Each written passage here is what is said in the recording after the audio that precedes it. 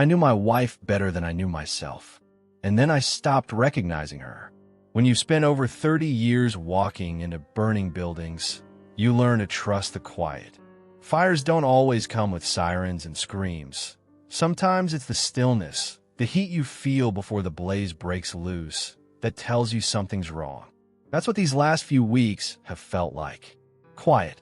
Still. Wrong. Sarah and I had a rhythm. Not flashy, not romantic in the movie sense, just solid. A kind of calm intimacy that comes from years of knowing someone's every routine, every quirk. The way she stirred her coffee clockwise, always added cinnamon to her morning oatmeal, always reached for my hand during old westerns, even if she wasn't watching. But lately, she stopped reaching. It started with the phone. She never used to care where she left it. It'd sit face up on the counter while she cooked, chirping away with notifications. Now it's always in her hand, or tucked, screen down, beneath a napkin at dinner. She steps outside to take calls, muttering something about library schedules or budget meetings. She's working part-time there again, says they're short-staffed. Maybe they are, but I've been to that library. It's never busy enough to need her late 3 nights a week. And then there were the bags. 3 of them. Sleek, black shopping bags from high-end boutiques downtown. Places we only ever walked past, joking about the prices. I found them tucked under our bed one afternoon while vacuuming. She never mentioned buying anything. Later that evening, I asked casually, "You go shopping this week?" She barely looked up from her phone. "Oh yeah, just grabbed a few essentials." "From Lystra and Bloom?" I asked. I hadn't meant it to sound pointed. She paused, blinked, and said they were having a sale. I needed new things anyway. Nothing exciting. That was it. No detail. Just essentials. I didn't press. But I've been married to Sarah for 30 years. I knew every thread she owned, every drawer in that dresser. And it wasn't like her to spend that kind of money on herself. Not without talking about it first. She was practical, sensible. If she bought something expensive, it was usually for both of us. But these pieces, lace, silk, delicate, weren't practical. They weren't the kind of underwear a woman buys for comfort or routine. They were for someone. And lately, I had the feeling that someone wasn't me. Still, I told myself it didn't mean anything. Maybe she was just trying to feel good again. A small reinvention. Maybe. But then came Tuesday. I was heading home from poker night. Mike, Charlie, and Eddie ribbing each other like we were back in the bunk room. It was just past 9:30. Sarah had said she'd be working late at the library again, helping prep for an early literacy event, she said. I took the long way home. Just felt like driving. That's when I saw her car. Not on the main lot. Not under the floodlights of the staff entrance. It was parked on Jackson, the side street that runs behind the library, poorly lit, half hidden under an elm. I recognized the silhouette instantly. Her taillights cracked, spiderwebbed with a chip in the red plastic. I keep telling her I'll fix it, but what stopped me cold was the other car. A black hatchback. New. Clean. Parked snug beside hers like a match set. And there she was, clear as day through the passenger window. Sarah. Head thrown back, laughing in a way I haven't seen in years. That kind of laugh where you forget who's watching. The driver was a man. His face turned toward her, shadowed. I couldn't make him out. I didn't stop, just slowed down enough to let the moment brand itself into memory. When she came home later, her excuse was light. Took longer than expected, she said, dropping her purse with a practiced ease. Her hair was too neat. Her cheeks flushed. I didn't press. Not then. Instead, I did what I was trained to do. Observe. Document. Stay calm. Back in the department, when a building looked fine from the front but gave off that smell, smoke hiding behind drywall, we didn't rush and screaming. You checked pressure levels. You tapped the ceiling. You listened. So I listened. At dinner the next night, she was on her phone again, scrolling, replying with short, clipped smiles. The steak grew cold on her plate. My fork clinked against the edge of mine, the sound oddly loud in the quiet room. "You all right?" I asked casually. She looked up, blinking. "What?" "You've been quiet lately." She smiled, distracted. Just tired. Long day. I nodded. Let it lie. But I didn't forget the way her eyes darted back to that phone before she said it. The worst part is, I didn't want to believe it. This is Sarah, the girl I met at 22 during a fire safety seminar at the community college. She was helping shelve books. I was giving a demo on extinguishers. We built a life from scratch. No shortcuts. I knew her the way a man knows a building he's worked in every day for 30 years. But now I was starting to feel like I'd missed something. A hairline fracture in the beams. A foundation shift I never caught. On Friday, after dropping some tools at the community shed, I stopped by Mike's. We've been through more together than most blood relatives. 2 tours in fire together, 3 near misses, and a collapsed roof that almost took us both. He handed me a beer before I asked. We sat on the back porch, the wind rustling through the oak trees like it had something to say. "She's been staying late again?" he asked after I mentioned the library. "Yeah, says they're planning some event. I saw her parked on Jackson Tuesday night. Not in the staff lot." Mike's brow furrowed. "Jackson? That back alley road." I nodded. She was in someone's car. A man. I didn't get a clear look. They were laughing. Looked comfortable. Mike stayed quiet, tapping the label on his bottle with his thumb. "Maybe it's nothing," I said. "Maybe I'm seeing ghosts where there aren't any." "You ever see her laugh like that with anyone else?" he asked. "Not in years." He nodded slowly. "Rob, you're not the kind of man who jumps at shadows. If your gut says something's off, keep your eyes open." That night, I barely slept. Every creak in the house felt louder. Every buzz from her phone on the nightstand made my stomach tighten. I lay there beside her, listening to the sound of her breathing, thinking about how close she was and how far she felt. In the morning, I stood by the kitchen window while the coffee brewed, staring at the red crack in her taillight, like a wound that never healed. Maybe it's nothing. Maybe it's everything. But I'm not going to ignore it. Not anymore. Whatever this is, I'm going to find out. Quietly. Carefully. No more looking away. Maybe it's nothing. Maybe it's everything. But I'm not going to ignore it. Not anymore. No one wants to see the truth. But I saw it right in my eyes. Some men go looking for trouble because they're restless. Me? I went looking because the silence had become unbearable. And the truth? A part of me still wanted to be wrong. I waited until a Saturday afternoon, when Sarah said she was meeting a friend from the library for lunch. "We might do a little shopping after," she said lightly, slipping her keys into that new handbag, the one I'd never seen before 2 weeks ago. I just nodded and poured another cup of coffee. She kissed me on the cheek without meeting my eyes and was out the door before I could say anything.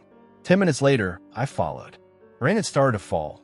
One of those slow, steady spring drizzles that makes the world look like it's been dipped in varnish. I stayed a few cars behind her silver Camry, my old truck blending easy with the traffic. I've tailed plenty of suspects before.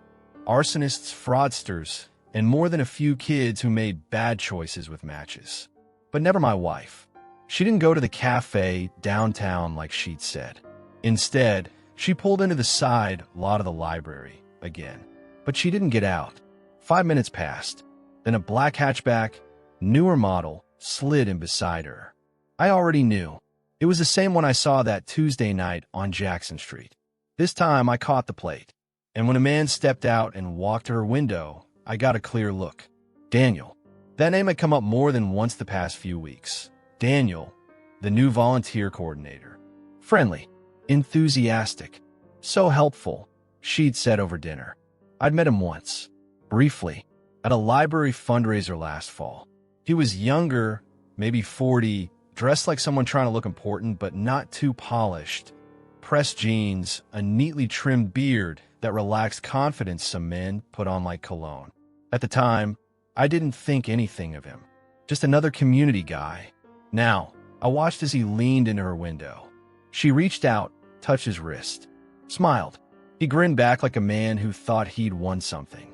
I took a picture. It felt cold in my hand, the phone, like it didn't belong to me. I didn't approach.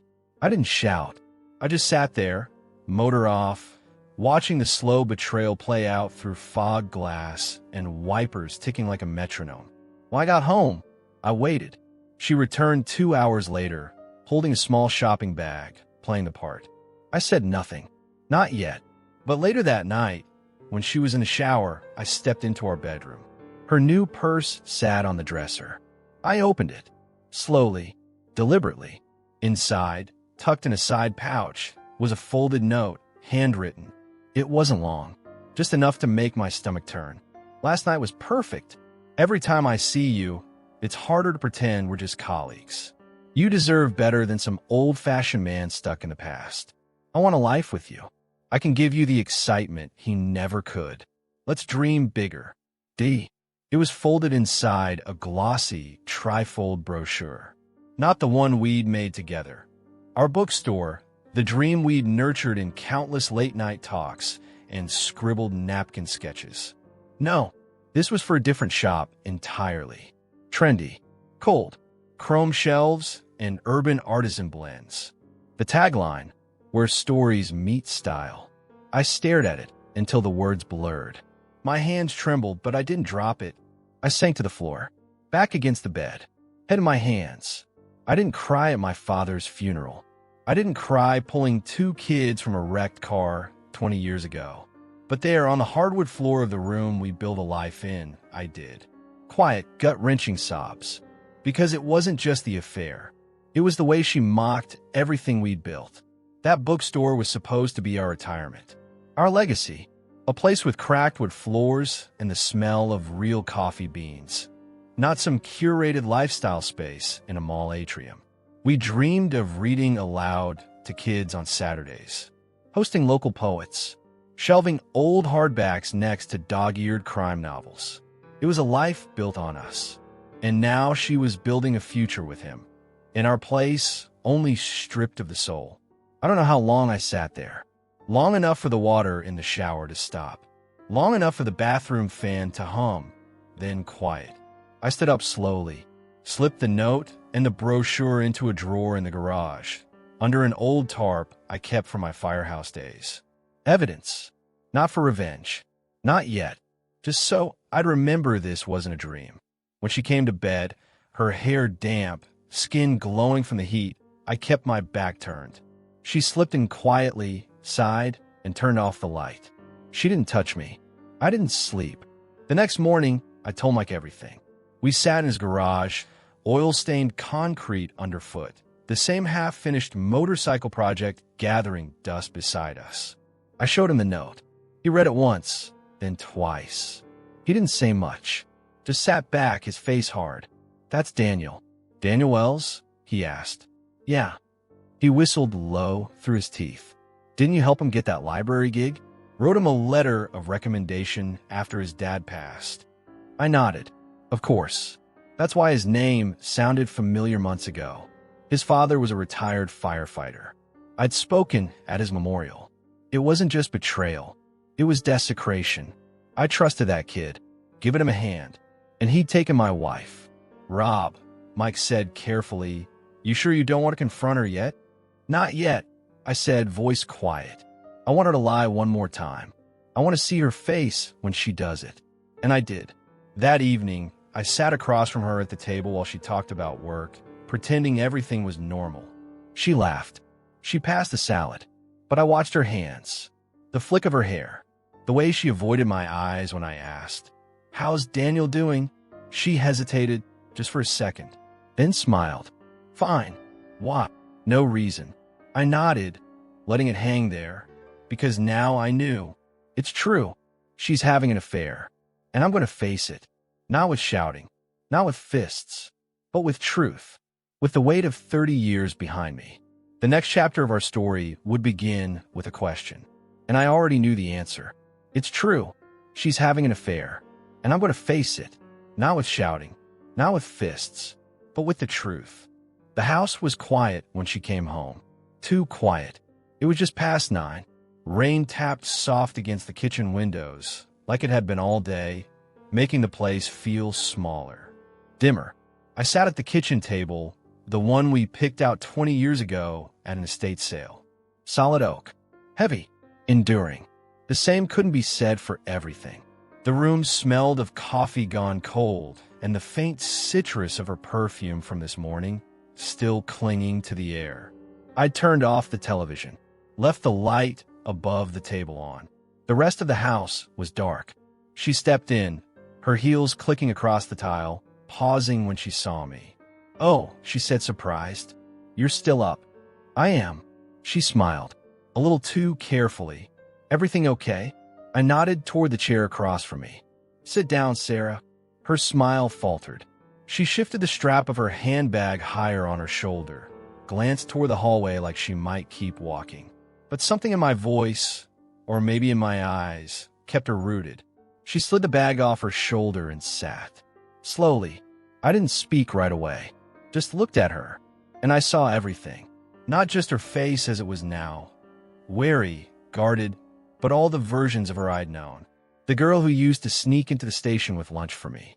The woman who cried in my arms when we signed the papers for our first house. The partner who stayed up late planning a dream bookstore with paper catalogs and pencil sketches. I placed the note and the brochure on the table between us. She stared at them for a long moment. Her hand twitched, as if she might reach for them, then stopped. "Do you want to tell me the truth now?" I asked. "Or should I read it to you?" She inhaled sharply, sat back. "Rob, I saw you." My voice cracked. I swallowed. "With him, at the library lot, on Jackson. That was 2 weeks ago." Her face flushed, then paled. "You followed me?" "I didn't need to. You were sloppy." "Same car. Same laugh." I tapped the note. "Then I found this." She didn't reach for it, didn't touch her coffee mug, just stared at me, eyes wide and glistening. "I trusted you," I said. "I gave you 30 years of my life, and you handed it over to someone I vouched for. You remember Daniel's father? Retired fire captain. I spoke at his memorial. I helped Daniel get that job. He was in our home." She opened her mouth. "Rob, No, my voice tightened. "You don't get to explain this away with 'we drifted' or 'you weren't around.' Don't twist it. We chose this life. We made sacrifices together." She looked down, hands in her lap. "I didn't mean for it to happen." I laughed, short and bitter. "Nobody ever does." The silence stretched. Somewhere in the living room, the old wall clock ticked like a slow drumbeat. Then her phone buzzed. She froze. I didn't have to ask. The screen lit up, face up on the counter. The name read Daniel. I stood, walked over, picked it up, held it out. "Answer it." She shook her head, voice trembling. "Rob, please. Answer it." She took the phone, hands shaking, hit the green button. "Hey, you okay?" Daniel's voice was clear through the speaker. "You said you'd text when you got back. Everything all right?" She didn't respond, just stared at me, frozen. I took the phone from her hand and ended the call, set it face down on the counter. She started to cry. Not loud, just a soft, cracking sound, like a branch splitting under pressure. She reached across the table toward me. "Don't," I said, stepping back. "I'm sorry," she whispered. "I didn't, God, Rob. I didn't want to hurt you." "But you did," I said. "You chose to." She stood now too, tears streaking her cheeks. "It wasn't supposed to be this way." I felt invisible. "You were always busy, always focused on something else." I stared at her. "And instead of talking to me, you went to him." "I didn't plan it." "No, but you fed it. You nurtured it. You bought lingerie for him. You laughed with him. You planned a future with him. In our bookstore." She covered her mouth, sobbing now. I looked at her for a long time. "You broke our vow," I said quietly, "but not my worth." She cried harder, but I didn't move. I didn't comfort her. That wasn't mine to give anymore. Behind us, soft footsteps came down the stairs. I turned. Emily, our daughter, stood in the hallway, barefoot, arms crossed over her sweatshirt. "Dad," her voice was tentative. "What's going on?" She'd arrived unexpectedly that evening, taking the guest room after a last-minute visit from school. We hadn't told her anything. Sarah turned, shocked. "Emily, honey, go back to bed." But Emily looked at me, then at her mother, then the table where the note still sat. Her eyes widened just slightly enough. "Did he hurt you?" she asked Sarah. "No," I said before Sarah could speak. "She's fine." I paused. having a serious conversation. Emily hesitated, then slowly stepped back into the shadows, leaving us alone again. The moment she was gone, the weight of it returned, heavier now. I stepped away from the table. "I need space," I said. Sarah nodded, wiping her face. "I understand." I didn't say goodbye. I walked past her, down the hall, grabbed my jacket, and stepped out into the rain. The door closed behind me with a sound that felt final. Out in the dark, I stood on the porch, letting the cold drops soak through my shirt, wash some of the heat off my skin. My hands still trembled. My chest ached. Everything was broken, and nothing would ever be the same. Everything was broken, and nothing would ever be the same. I spent the first night on Mike's couch. Didn't plan to. I just drove, circled town until I ended up outside his place. The lights were off, but he opened the door without asking questions. We didn't say much. He handed me a blanket and a cold beer and patted the back of the couch like it was understood. After 30 years in the firehouse together, you learn how to say a lot without saying much at all. The silence hit me hardest the next morning. Not just the absence of Sarah's voice or the usual clatter of dishes from the kitchen, but the silence inside me. The noise of suspicion, of doubt, of wondering am I crazy, was gone, and in its place was something colder. Still, the silence of finality. She betrayed me. That much was settled. Now came the part I dreaded more than anything, deciding what to do with the pieces. The days that followed blurred. I went home to shower, collect a few clothes, then left again without saying a word. She tried to call, then texted. Mostly apologies. Promises. Please don't give up on us. Let's talk. One mistake doesn't erase 30 years. I'm ending things with him. It meant nothing, but it did mean something. It meant everything. I ignored the messages. Until the 5th day, she asked if we could meet. Neutral ground. The cafe near the park where we used to take Sunday walks. I said yes. She was already seated when I arrived, holding a cup she hadn't touched. Her hair was tied back like she used to wear it in her teaching days. Minimal makeup. It struck me as deliberate, an attempt to look like the version of herself I remembered. I didn't comment. I sat down. For a while, neither of us spoke. Then she broke the silence. "I made a terrible mistake, Rob." Her voice cracked, and I will regret it every day. I was lonely. She hesitated, searching for something noble to attach to her betrayal. I was confused, but I still love you. I still want our life. I looked down at my hands. Strong hands. Steady even now. These hands pulled people from burning homes. Rebuilt our porch after a storm. Turned oak into shelving for our future bookstore. These hands built a life with her. And now they were empty. "I believe you regret it," I said slowly. "But love without loyalty isn't love. It's sentiment, and I won't live off that." Her eyes welled with tears. "Can't we rebuild?" "From what?" I asked. "You didn't just cheat on me, Sarah. You planned a new future with him." I found the brochure. She looked away. Couldn't hold my gaze. I nodded, stood, and left her there with her cooling coffee. Later that evening, I met with a lawyer. Simple office. No drama. Just the paperwork and a quiet man in glasses who walked me through next steps. "You sure about this?" he asked near the end. I looked out the window at the courthouse clock, ticking toward dusk. "Yes," I said. "I'm sure." 2 days later, she came to the house. "I want to talk," she said, standing in the entryway like a guest. I nodded and let her in. She looked around, as if seeing the place for the first time. Her eyes landed on the bookshelf, the one we built together. The bottom shelf still held the early editions we'd been saving for the store. "I've been thinking," she began, "if this is really happening, we need to talk about the house. The assets, the bookstore plan." I waited. "I think it's only fair we split things equally," she continued. "I put as much into this life as you did." Something in me bristled. I walked to the workshop door, opened it slightly. The smell of sawdust, linseed oil, and worn tools drifted in. That was my space, my refuge. I built every shelf, every table, every inch of that room with my hands. She hadn't stepped foot in there in years. I turned back to her. You can have your share of the money. Whatever's fair. But the shop, my shop, and the books we collected for it, stay with me. She crossed her arms. So that's it. You get everything meaningful, and I get what's left. No, I said calmly. You chose what was meaningful when you handed our dream to someone else. She looked stunned, hurt, maybe even angry. But I didn't budge.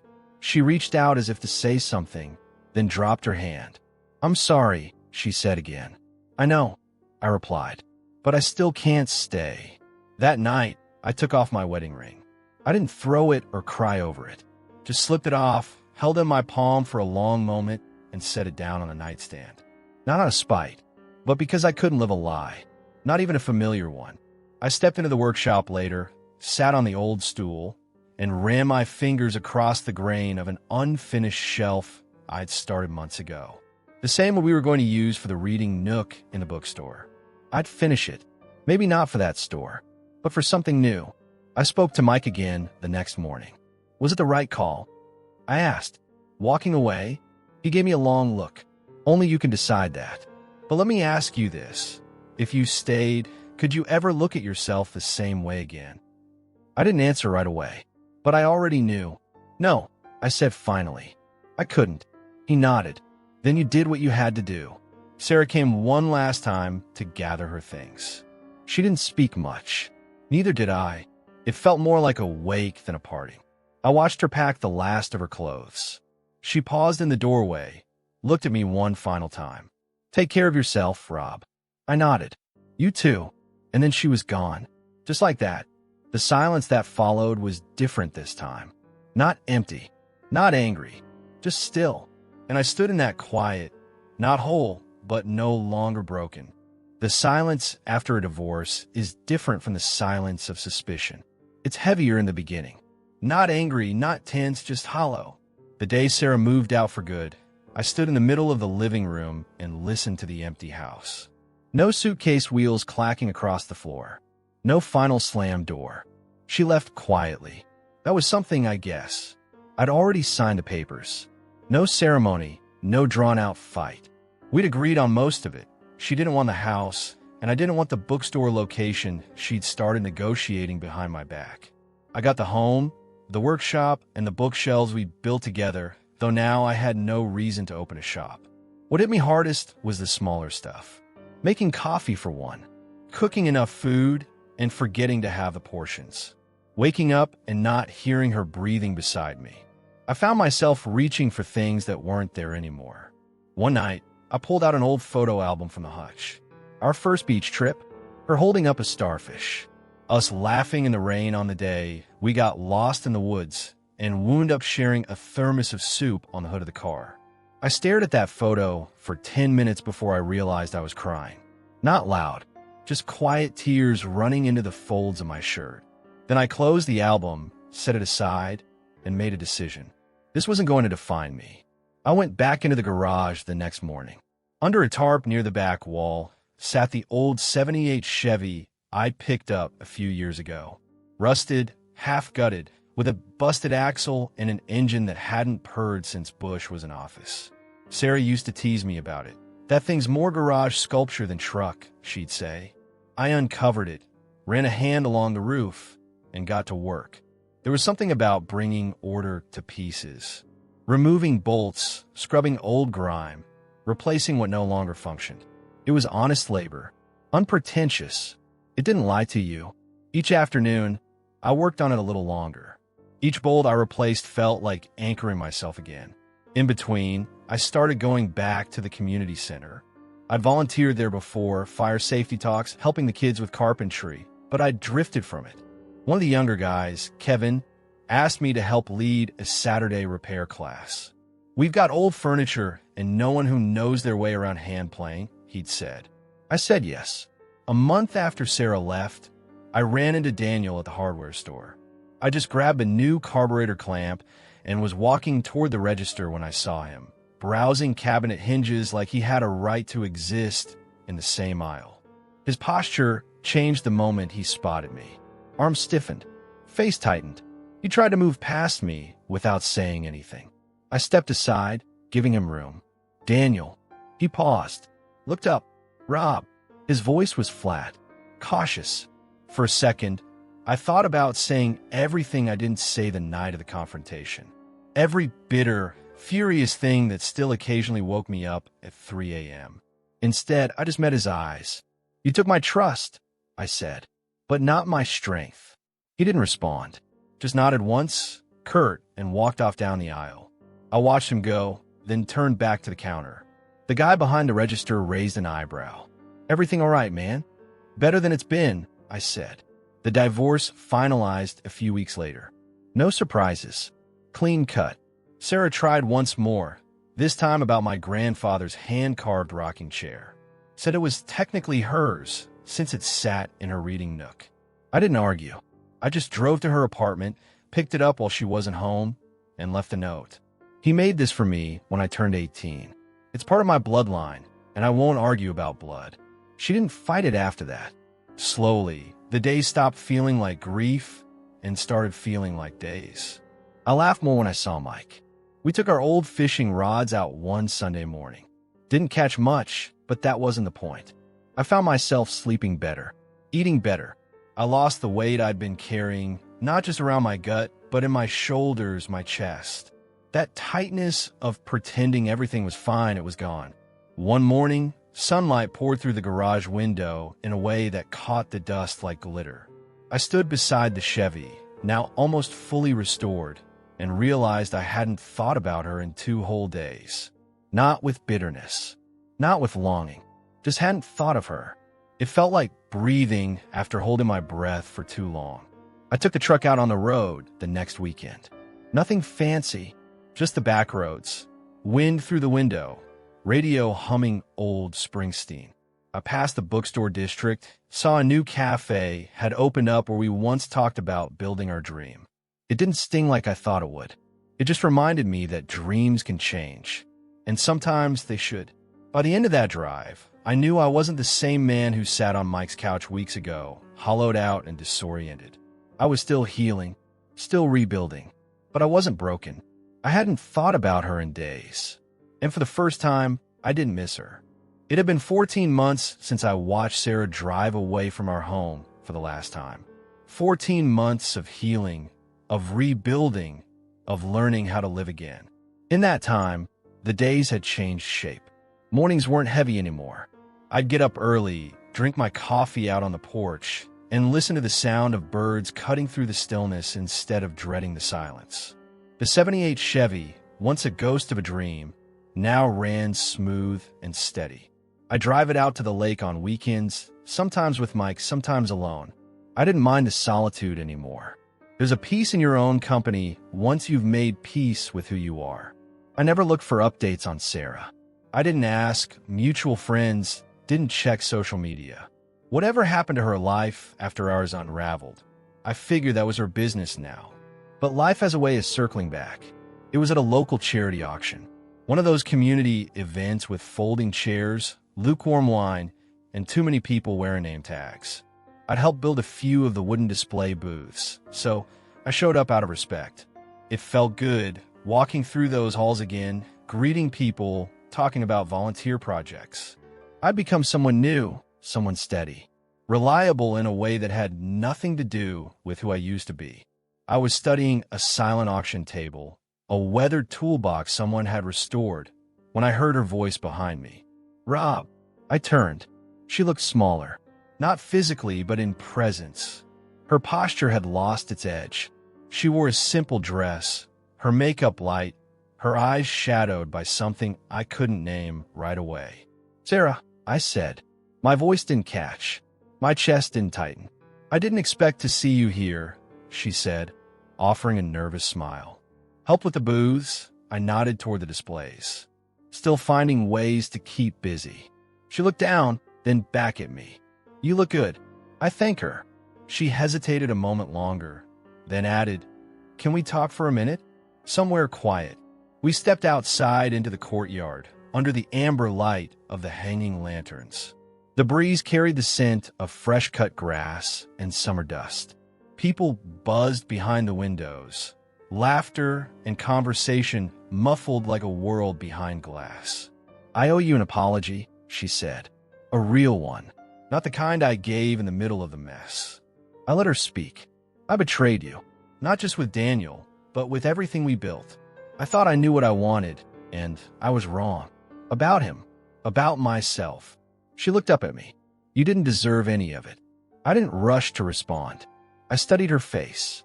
There was something in her eyes, fatigue, maybe, or the slow unraveling of a life that didn't go the way she planned.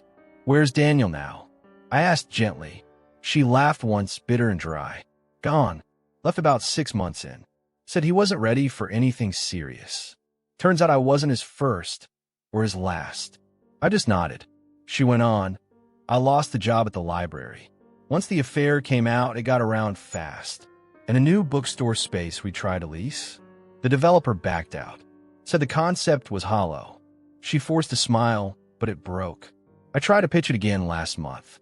The space we once looked at together, it's a coffee shop now. Doing well, too. Young couple runs it. They said they found one of our old concept sketches in the building's filing cabinet. She looked down again. So yeah, I guess. I lost the dream, too. The words hung in the air between us. I didn't gloat, didn't grin, didn't feel the triumph I thought I might, back when the wounds were still fresh. Instead, I felt a quiet sadness. Not for her choices, but for how far she'd fallen from the person I used to know. I'm sorry it turned out that way, I said. She looked at me then. Are you happy? The question wasn't bitter. It was genuine. Maybe the first true thing she'd said to me in years. I took a breath, looked past her at the glow of the lanterns, the people mingling inside, the life that continued without us. I said. I've got good friends. The truck's running. I work with my hands again. I sleep well most nights, and I don't wake up waiting for a lie. She nodded slowly, eyes glassy but not overflowing. I'm glad. Truly. There was nothing left to say after that. I hope you find peace, Sarah, I said. I'm trying, she replied. We walked back inside separately. Later that week, Mike and I sat out behind his shop, the sun setting across the hills like a brushstroke of amber and rust. We'd split a six-pack, and he was talking about restoring an old wooden canoe someone donated. I found myself smiling. You're quiet tonight, he said, glancing over. Ran into Sarah at the auction. He raised an eyebrow. That's so. She's not doing well. Daniel's gone. Dream's dead. A lot of fallout. He didn't say anything. Just waited. I didn't feel angry.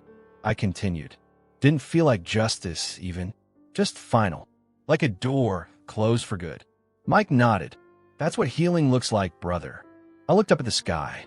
A few stars had already emerged, peeking through the dusk. I used to think what happened broke me, I said. But it didn't. He raised his bottle. To building back stronger, he said. I clinked mine against his. To what's next? On the drive home, the air was cool through the open window. The town lights blurred behind me in the rearview mirror, and ahead, the road stretched out quiet and clean.